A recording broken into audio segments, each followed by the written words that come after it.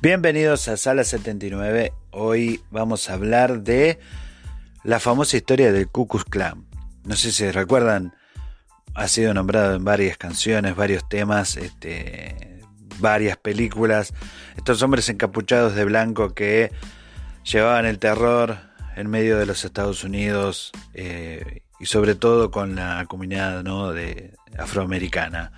Una parte horrible de la historia, donde se ven todas las miserias humanas y bueno, y todo lo que conlleva, ¿no? Pero bueno, lo curioso de todo esto fue que en la Nochebuena de 1865, 6 veteranos de guerra se reunieron en Pulaski, ¿no?, Tennessee. No tenían mucho que celebrar, todos habían participado de la famosa guerra civil del lado del sur esclavista.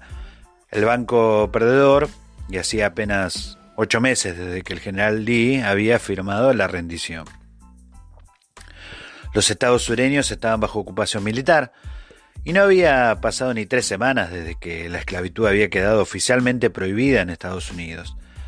No parecía el mejor momento para fundar una organización que iba a ser sinónimo de racismo hasta el día de hoy, ¿no? El Ku Klux Klan. Dicen varios historiadores que aquellos 6 veteranos del sur confederado no tenían ni idea de lo que iba a ser el Klan. De que cuando se juntaron buscaron, ¿no?, aquel nombre tan raro, venía del griego kiklos, que era círculo, y querían formar una especie de fraternidad, ¿no?, un club de entretenimiento sin motivaciones políticas. Pero, independientemente de cuál fuera su intención inicial, lo cierto es que tardó muy poco en convertirse en un instrumento de terror y torturas a granel. Primero llegaron las bromas, ¿no?, los sustos a los afroamericanos que habían ganado su libertad, y muy poco después la violencia pura y dura. Vestidos con túnicas y máscaras para impedir que las tropas federales los identificaran, los caballeros del Ku Klux Klan tenían toda suerte de rituales y títulos rimbombantes como Gran Dragón o Gran Cíclope. Montados a caballo, con sus antorchas encendidas, recorrían el sur intimidando a los negros que se atrevían a votar o, con más audacia todavía, a presentarse a unas elecciones. Para el verano de 1867 ya habrían crecido lo suficiente como para celebrar la primera gran convención del Imperio Invisible del Sur y escoger su primer gran mago, un antiguo general confederado. Mientras el Klan se extendía a todos los estados sureños, el país estaba en tensión. El gran debate nacional del momento era la llamada Reconstrucción y el camino que habían de seguir los estados derrotados para recuperar sus plenos derechos. En la disputada elección presidencial de 1868, el Ku Klux Klan se dedicó aún más todavía a intimidar a los votantes.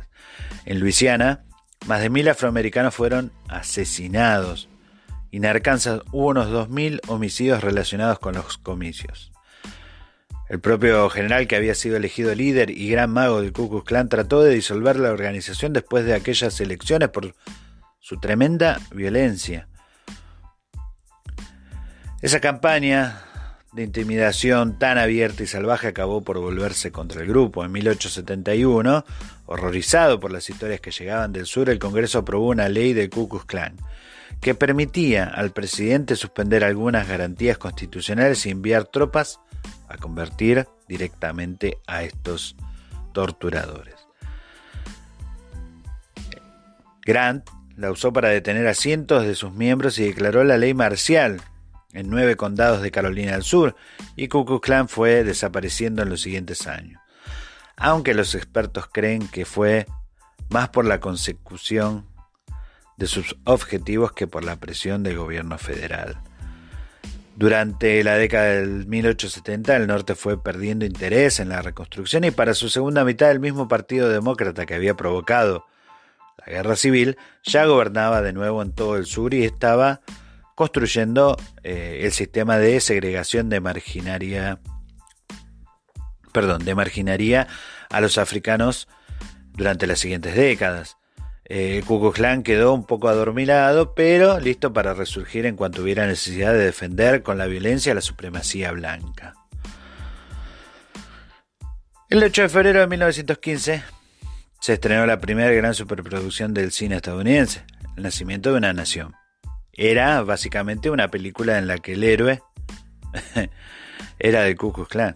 3 horas de caballeros con túnicas salvando a jovencitas, una reinterpretación de la guerra civil en la que los norteños son los opresores y los negros son a la vez malos, tontos y bueno, ni siquiera son negros, son actores blancos poniendo gestos de bobos con la cara pintada con carbón o betún.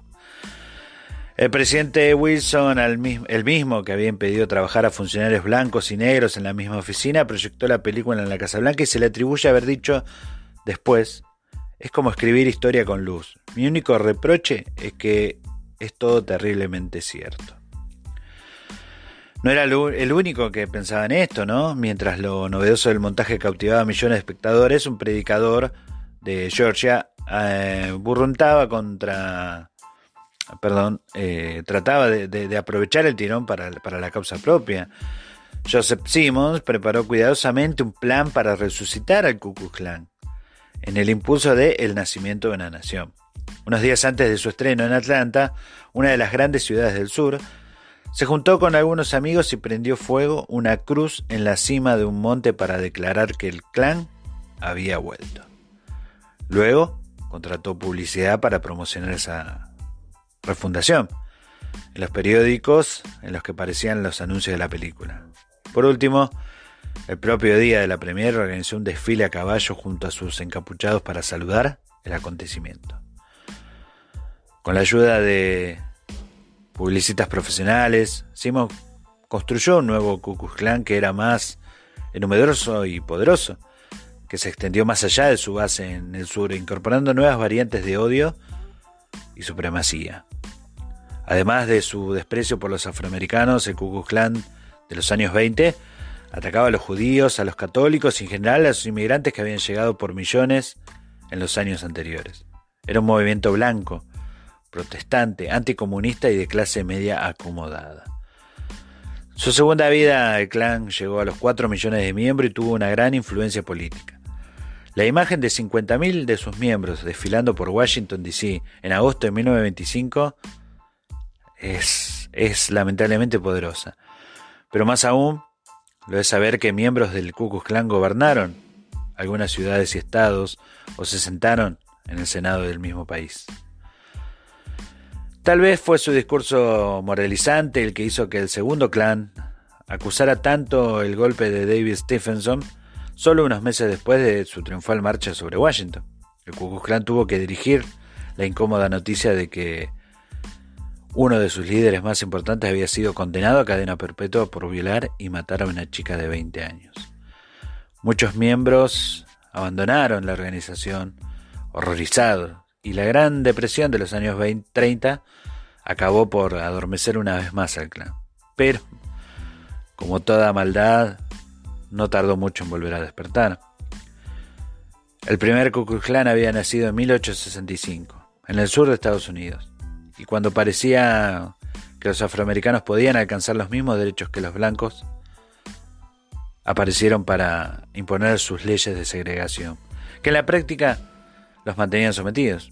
Y en 1950, cuando los veteranos afroamericanos de la Segunda Guerra Mundial empezaron a exigir el fin de ese sistema, nuevamente el Ku Klux Klan renació.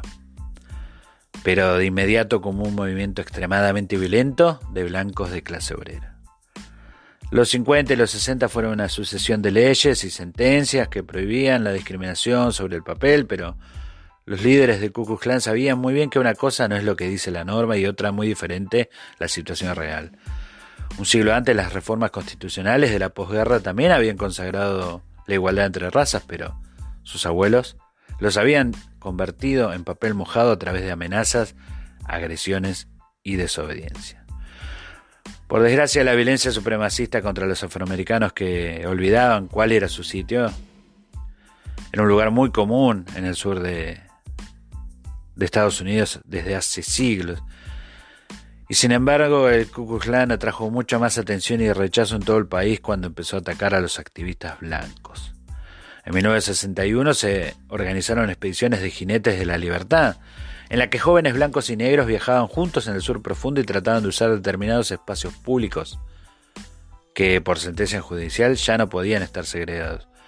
Cuando sus dos primeros autobuses llegaron a Alabama, a uno les prendieron fuego y el otro los abordó un grupo del Ku Klux Klan que golpeó a los pasajeros ante la pasividad de la policía. Pero todo esto iba a ser peor, ya que en 1964 dos activistas blancos y uno negro regresaban a Mississippi después de haber viajado al norte y el Ku Klux Klan los tenía identificados por sus tareas, ¿no? registrando a los votantes afroamericanos. Uno de esos miembros, que era policía, los paró en un control de carretera en la noche del 21 de junio. Los detuvo en una comisaría el tiempo suficiente como para que sus compañeros del Klan prepararan la emboscada.